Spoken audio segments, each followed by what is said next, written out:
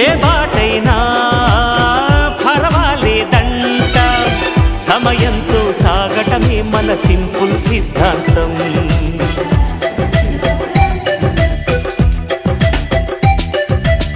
చిరుగాలికి పరిమళమిచ్చే సిరిమల్లెల వనమై ఉందాం, గగనాన్ని నేలను కలిపే హరివిల్లుల వంతెన అవుదాం.